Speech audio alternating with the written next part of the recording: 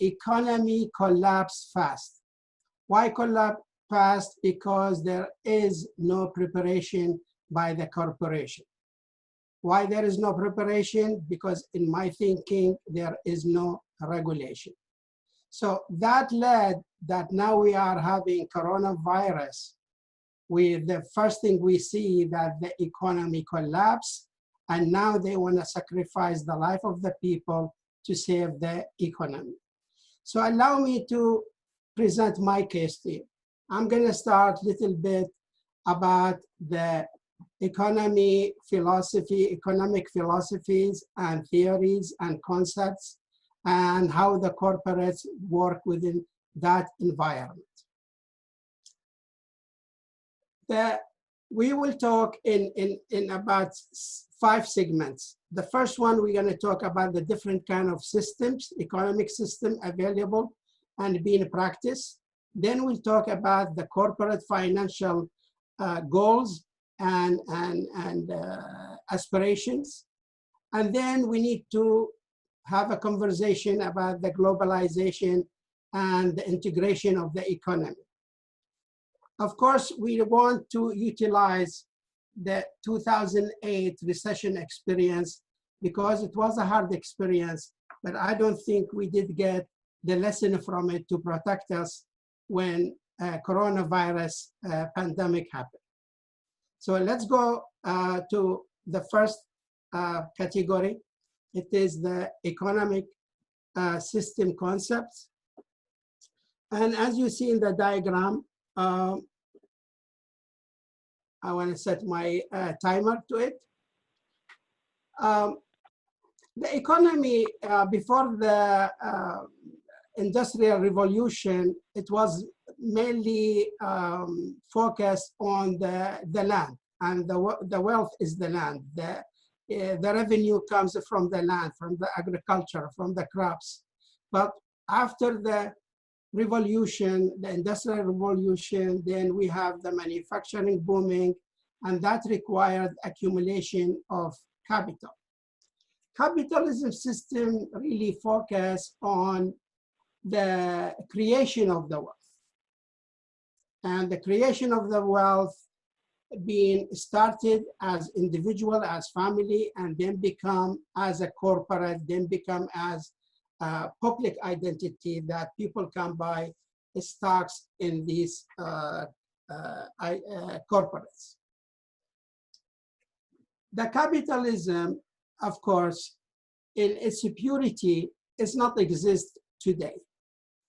Perhaps everybody think that maybe United States is the best representative of capitalism. Yes, to a degree, but there is other countries, they are more really capital system than America. For instance, I think United Arab Emirates, I think Singapore,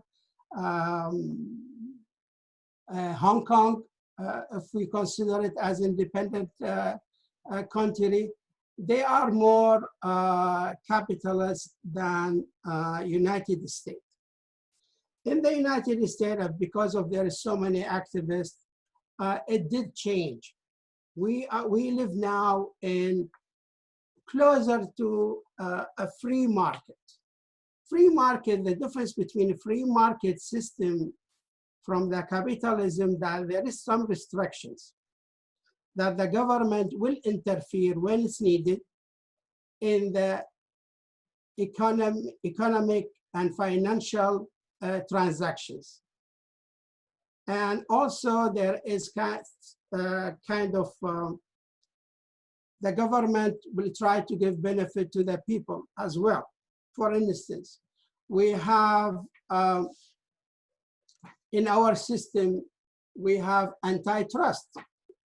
In the capitalism system that you can have monopoly, but in the free market you cannot. You have public schools. You do have certain protections to the needy. We have a social security system. We have also the Medicare, and all these are make United States of America is not a pure capitalist system. On the other hand, let's go to the other extreme system, which is the communism. Although it is in theory, but there is some countries being run by communists. For instance, the Soviet Union, China, North Korea, Cuba, and all the Eastern Bloc. Communism system is a complete control on the means of the productions. And there is no private ownership. Of course, this is a little bit like very harsh system, and maybe that's why it didn't succeed. The lesser restricted system is the socialism. Socialism, in its way, it has different meanings from society to society. In the communist theory, socialism is only a stage or prerequisite to reach before you reach to communism. But in Europe, they developed the social democrats. Social democrat is reaching socialism with a peaceful means rather than by revolution or by power or by a class struggle. It's not. It's by increasing the benefits of the laborers, increasing the benefits of the public, and try to do redistribute the wealth among people through democratic means. The other system exists to that in the third world is the mixed economy, that the government control a major part of the economies, like in Egypt. They have major factories they own. They have even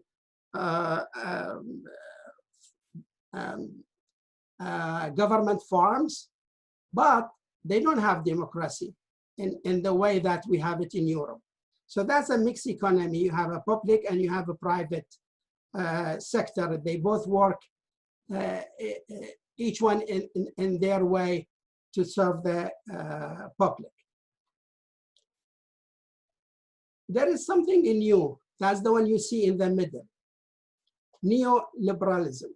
Neoliberalism is an old concept, but it's getting a lot of excitement with certain people, especially with the corporate leaders.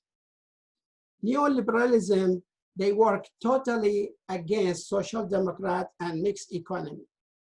What they like to do, they like to take advantage of the crisis, government, and instead, their concept to their mind is instead of the government control us, let's reach a point that we control the government to our benefit. So they support the privatization, they support free market, they support deregulation, and all these things, it may, in a way, make a booming in the economy, but at the end, it will reach a disaster. So this is the environment that the corporates, they work in. Now, what is the goals for any corporates? And when we talk about corporates, could be a small business, could be a large business, could be entrepreneur, could be manufacturing, could be airline, anything. In general, I always try to use a human being as a model for the economy. Why? Because it has a lot of features. As a human, we want to survive. As a human, we want to be better. As a human, we want to be richer. As a human, we want to be healthier. So is the corporates. So there is two major goals for any corporates.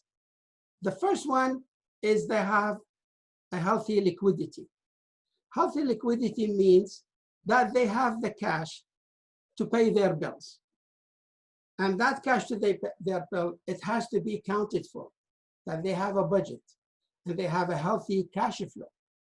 So for instance, if they have to make a payment of $1 million a month, then they should have that $1 million available. Not just that, but they should have the plan for a year. The short term means 1 year. So going short of that is like the vital, is like the oxygen for a human being or water for a human being. If we cut the oxygen, even though everything is good, we stop from existing. So any company, there's a lot of companies, they go bankrupt and they are very wealthy and they make even money, but they shy from being able to pay their payment on time. And that's why they go bankrupt. So there is a ratio, but that's up to the companies how they look at it. Working capital is the current assets minus the current liabilities. That's mean inventory, cash, account receivable against account payables. That ratio, if we divide current asset over the current liability, it should be 2 to 1.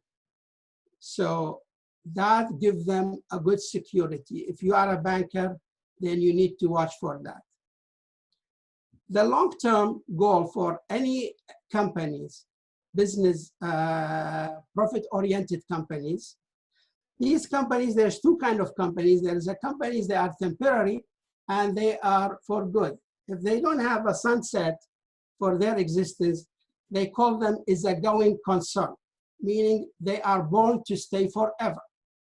So if they are born to stay forever, that means they have to make money. They have to make a profit and they have to expand. They become bigger and bigger every time, geographically, sales, a profit, revenues in any sense. So they have to be sure, even if they are losing money today or this year, but every year they should lose less until they reach the break-even point, then they start making money. And that's, we call it a positive trend. So the goal number one, though, is the liquidity. And a lot of time, the corporate, in order for them to make more money, they over-invest their cash. So they put all the cash. We have an old saying, they put all the eggs in one basket. And if anything happened, they don't have a cash. So now we have the economy closed. A lot of these companies, they have a crisis immediately. There is no waiting. There is no grace period. Why? Because they invested all their cash to make more money. And that's, they call it efficiency. However, efficiency assuming that everything is going to be good. But life is not perfect. Economy is not perfect. The weather is not perfect. And they should really save the red pennies for the black day. The other thing, misleading factor in the economy is the stock market.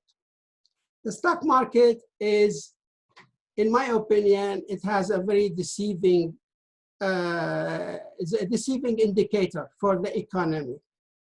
Like these days, we see the unemployment is going down, we see the economy is going down, everything is going down, but the stock market is going up. I mean, how you really balance that? It's hard to balance, but that's a fact. Why? Because they think about the future.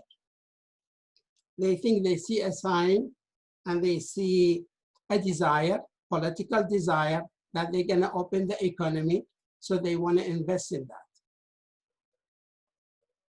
But when we talk about the corporate, their goal is to make money and to be profitable.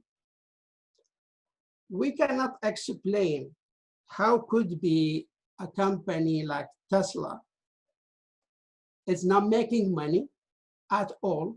They are losing money. And every year they ask for more money. And their stock sold for $780. It's one of the highest, right? So how we explain that? And that's why I say the stock market is deceiving. Now, if this is the goals of the companies, then there has to be always a conflict between shall we be safe or shall we take risk? Shall we be safe or shall we take risk? And there is always the school. Now, sometimes the corporate are greedy, and in my opinion, somebody has to discipline the corporates, and that's the government. The public cry is not good enough. Like any institution, we have, if you open a restaurant, you have the health department, they come and check on you. Now, these corporates, who check on them financially? People buy their stock and like they are gambling. Why? Because they are taking a risky investment, they overinvest, and they are not ready for any crisis to come.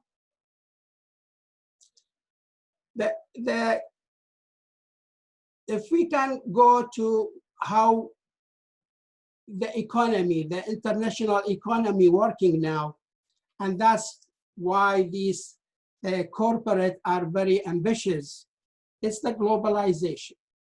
The globalization is everybody wants to be everywhere. The whole universe is one market. That's okay. Import and exports has been there since ever. But it should not reach a degree that we are going to be a very specialized economy. Meaning in America, we have the money and we have the innovation and the brain and technology. So we don't need to manufacture. Where we go? We go to China. We go to the labor, cheap labor. We go to India, to the cheap labor. But we need raw material. Where is the raw material? The raw material, the oils in the Middle East, and the gold, and the brass, and the steel is in Africa. So we bring those from Africa, we send them to China, we give them our orders, and they manufacture it. Then they come to the market. Where is the market? All over, but especially Europe and America, because that's the highest rewarding market for all the international economy. In order to move things around, you're going to need two things: physical transportation, and that's like tankers and ships and all that. And these are mainly registered in Panama, different country. But you need also a currency. Which currency is that? Is the dollar. So the dollar controls all these transactions. Now, what is the difference between globalization and integration? The integration is when you have everything you need in your country. And why I'm bringing this? Because I'm bringing this because when we had a coronavirus problem, everybody shut up their doors and nobody wants to give and take. And we have a lot of what we need. It has to be imported from China and India and Mexico and everywhere else. And this is not the problem for the United States only. No, it's the problem for everybody. Every country, they need the others. But it shouldn't be to that degree. There should be some kind of value to the local manufacturing to do the basic needed when it's needed. That's my opinion. That's why each country, although it could remain globalized, but they should really focus on having certain kind of integration in their economy. So now allow me to see and take advantage of other experience that happened before and we didn't take a good note of it. And that's the 2008 recession experience. As a businessman, I lived that. And I did lose major part of my business and I lost my house. And in 2000, started after 2000, it was a dream of, it's an American dream. It's a fair dream that every American should have their own house. That's fine, but it has to be in the right way. So President Bush, the second, or the son, is relaxed the lending qualification. And it was a political desire to promote buying the first house. So what they do, they make everybody qualified to buy a house. And I tell you my experience, I did buy a house in 2005. 2005, I went and I bought a house in Riverside for $875,000. Almost zero down payment. They did not ask me for any proof of income. They asked me question, how much you make, and they write it. And they encourage you to say larger number. So you say the number that you will be qualified. If not, they revise it for you. So stated income, no documentation. They didn't ask for pay stub. They didn't ask for a tax return. And I was qualified to buy a house like that and added more home improvement to it to make it $1 million. My first payment was like about $3,000. After 4 years, that payment went to be a $7,000. Not for me only, but for everybody else. A lot of people like that. So there was a lot of loans like teaser loans, balloon loans, no down payment loans, interest-only loans. The banks was taking money from the government with almost zero interest. So under any low interest, they will make a lot of money. So when they ask us to pay the real payment, everybody having a problem because they were all of them overqualified. So here is the domino effect. Few people, they don't pay. The bank will not receive payment. The bank has a payment he has to pay because everybody, they insure everybody, a bank inside another bank. And this is what happened. This is the sign that we see everywhere at that time. 2007, end of 2007, 2008, 2009, 2010. The whole financial system collapsed just like that, just like dry leaves on the tree. A little wind, breezy wind, everything collapsed. The reason I'm bringing this because it doesn't have to be the economy collapse all of it one time, no, but a little bit reason, then everything collapse. But if you have a healthy body, even when you have a coronavirus, you will survive it. But those companies, those banking systems, they didn't have the healthy body. They were all dehydrated, meaning they invested all the money they have.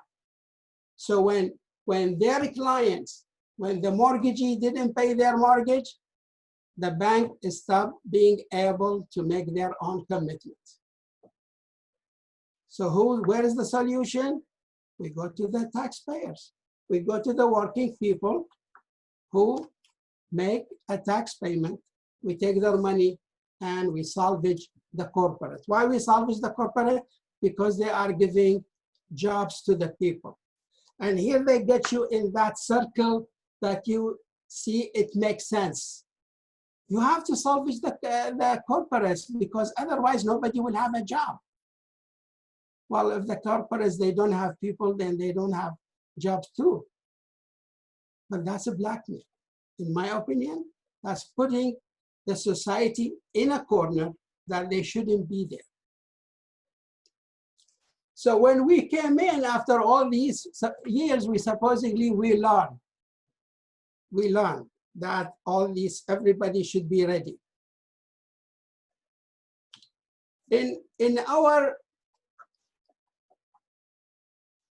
let's say how much the weather forecast save people. When they tell you it's gonna rain, when they tell you there is a storm coming, when they tell you there is a tornado coming, how much that save people's lives. And we believe in them.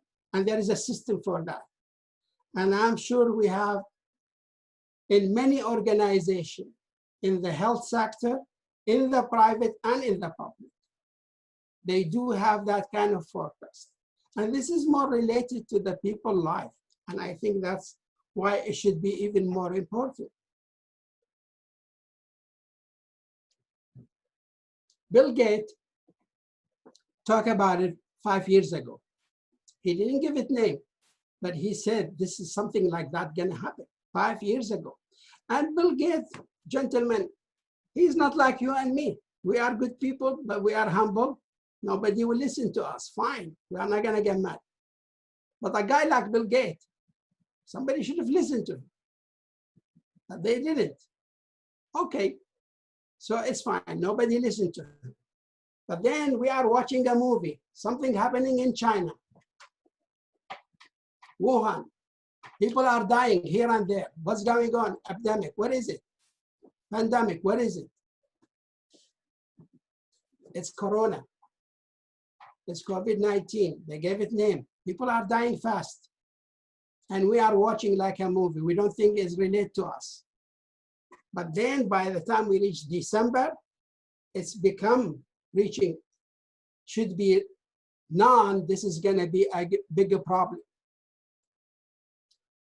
United Nations Health Department or Health Organization, they were watching, but they were slow. They were not aggressive. United States of America and Europe, they were watching, but they did not take the precaution they supposed to. They didn't need to shut the economy, but they needed to do the precautions. They needed to get ready. Just like when they tell you, it is a sunny morning and it's gonna rain in the afternoon, you take an umbrella with you. You don't have to wear the umbrella in the morning, but you take it with you. So when it's rain, you will wear it. And unfortunately, so nobody told us about that, so we didn't take the umbrella. But in this case, they told us it's spreading and spreading fast. And it did go to Italy, it did go to Iran. That means it's gonna go everywhere. It went to Europe. And globalization, look to the sky, how many airplanes in the skies? There is no boundaries, it's in the air. People breathe it, people give it to everybody. So unfortunately, all the early signs being ignored until the disaster became a big disaster. Then it did give us, then it did get our attention. One of the other problem also, I think it will participate in this, that not everybody in the United States of America, they have health insurance. So if you feel you are having a cold or you are coughing and you are this and that and you are labor, you work somewhere and you don't have insurance, you are not gonna go to the hospital.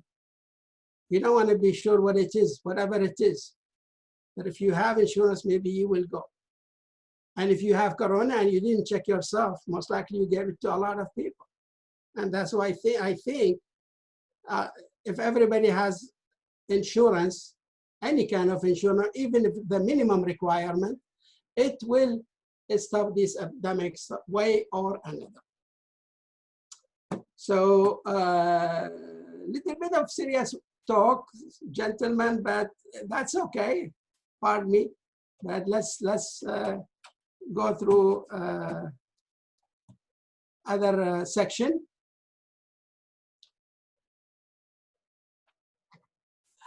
This is some kind of statistic I extracted from Johns Hopkins University data.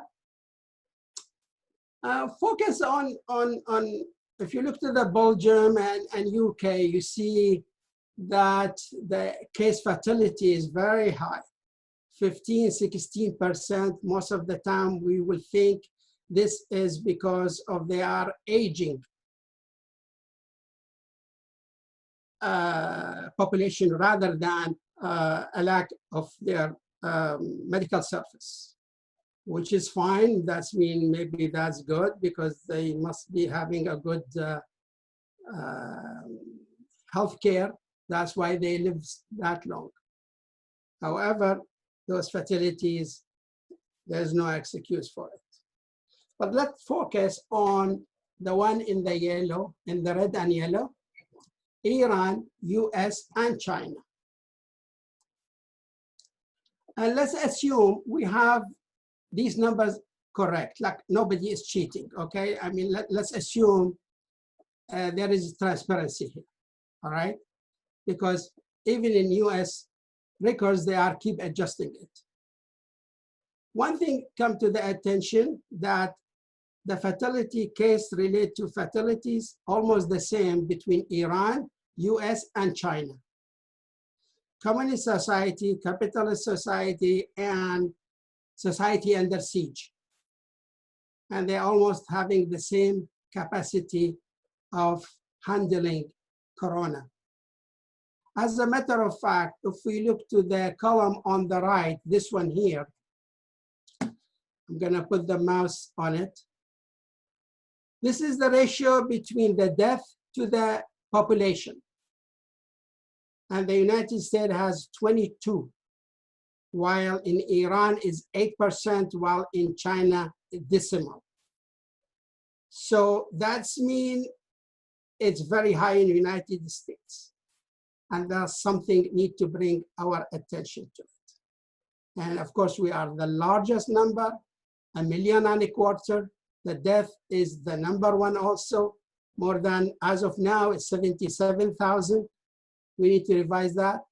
But this ratio, the 22, the one here on the last column on the right, that's a high core ratio. Now, in the third world, the numbers are really not clear yet. And I think the wave, just like the weather, they haven't seen the problem yet. Okay, I hope it will never reach them, but perhaps they have to be more careful than what they are now. So what is after this, what we think, in my thinking, I'm gonna give you, gentlemen, I'm gonna give you my thoughts, okay? What I think it will help in a long term. What happened is happened, and always is that. And everybody say, let's get out of it first. And I agree on that. But we did that in 2008. We did that in 2015 when we had Katrina, 2005 when we had Katrina. We had that in 1968 when we had the flu pandemic. There is many crises like that. Everybody remember the HIV and AIDS problem.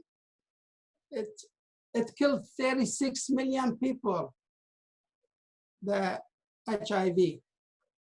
But it was mainly in Africa, yeah. But what's wrong with that? It's human everywhere, dying. But when we didn't solve it until it reached Europe and United States. So I think, because there is a lot of discussion now about, shall we open the economy? Shall we sacrifice people for the economy? I say, why we didn't take care of the corporates in advance? So we don't have to solve it. If they have a healthy body, if they have a water enough in their body, they are not dehydrated, then they can survive the storm.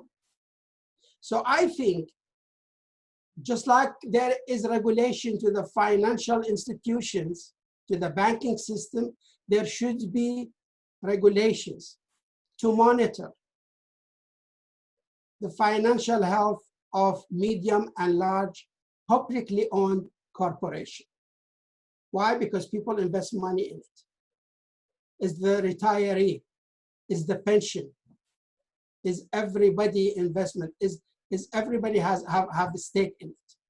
So we have to be sure this restaurant is healthy. That's why the health department, they go and check it. So why the government will not monitor billions and billions of dollars operations? They should. And I suggest each company, to be healthy, they should have at least 20% of their total asset should be liquid. Liquid means cash. Cash, saleable inventory, and good account receivable, but mainly cash. And in order to have integration, so we don't run out of masks, we don't run out of simple product to help us fight the coronavirus or any other one, we should have we need to go back to manufacturing. Remember President Trump, he ran his election based on bringing back manufacturing to America. And that's why he got the vote of the blue-collar labor. Even though they are union and they are traditionally, they support the Democrat, but they did supported him because he made a good call. Everybody wants manufacturing in America. We all want that. You cannot just keep shipping it to India and China and Mexico. We need it here. We need a technology here. We need it within reach. But the real indicators now, we have manufacturing today less than what it was 4 years ago. So we did fail on that. Now the integration in the economy is very important. And why it's important? Because any economy should not be relying on one factor.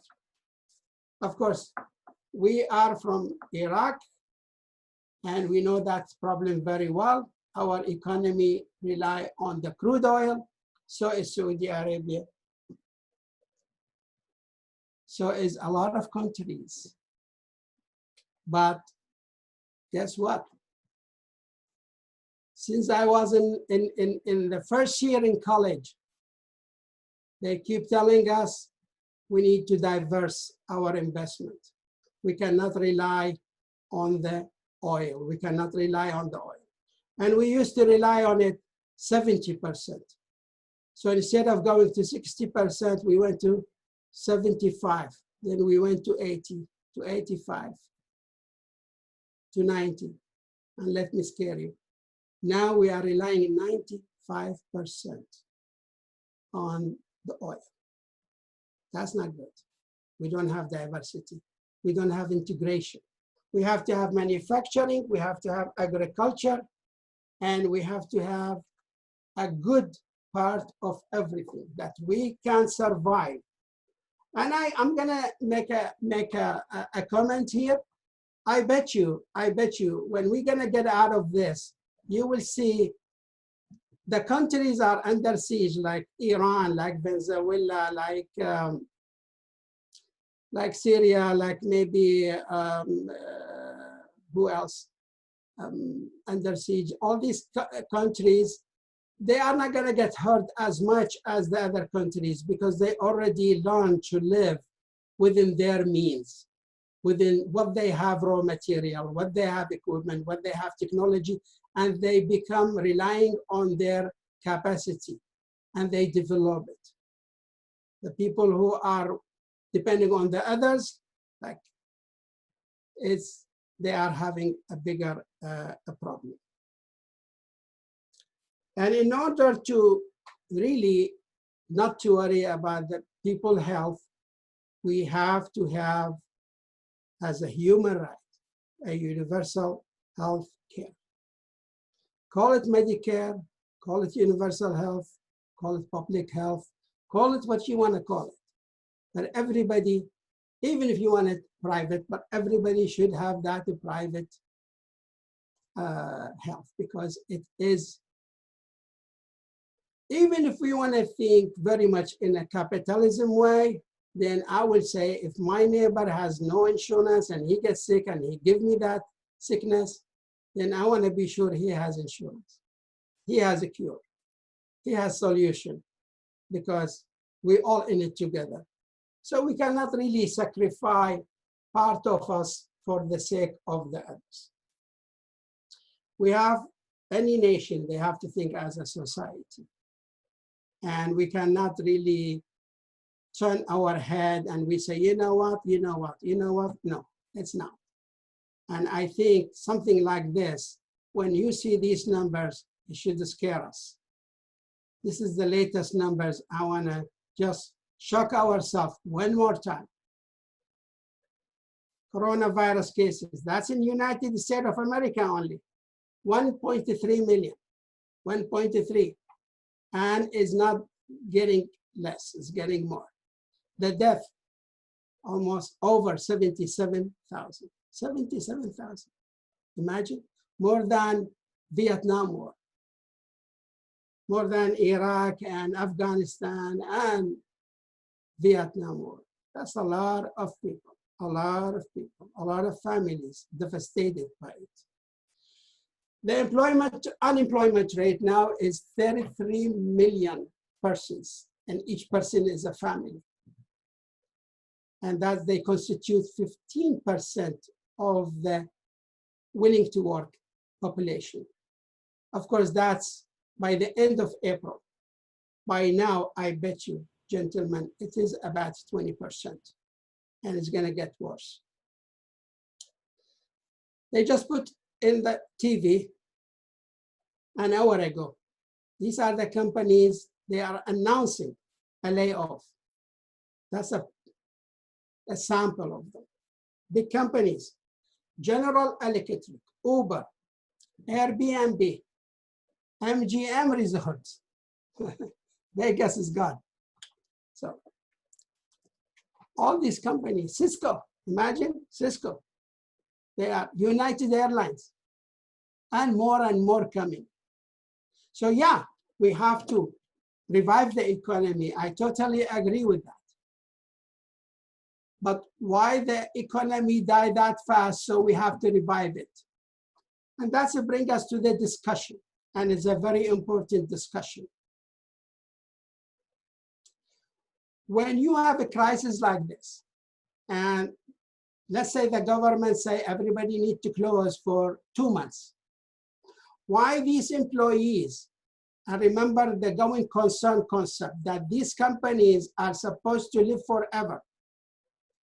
These companies, they're supposed to tolerate the payment and the wages, the salaries and the wages of their staff in these 2 months, not the taxpayers. Being unemployed, that means the taxpayer are gonna pay for it. And I'm not against it, but I am saying why from day one, they dump it on the community, on the whole society, that now we need to pay for the unemployed people. No. All these employers, they should be able, they made so much money all these years. They should be able to pay their employees additional 2 months until they stand up and start working. Not the whole community take that. Taxpayers, they work minimum wages and they pay taxes, and now their taxes, it go to compensate employees. They work for a wealthy, multi-billion companies. It doesn't look fair. I don't think so. It doesn't look. So what I want to, at the end, ladies and gentlemen, there's a lot we talked about, but at the end, the question of today is people's lives versus reviving the economy. How we deal with that? What's your opinion about it? I mean, blaming, no blaming. Yes, the economy has to open, but people's lives are very important. How we do it, how we manage it. And thank you very, very much for giving me this opportunity. Sorry, I put a lot of material in front of you, but I want to thank you. And I want to, hopefully we'll hear some good opinion from everybody. And let's do it.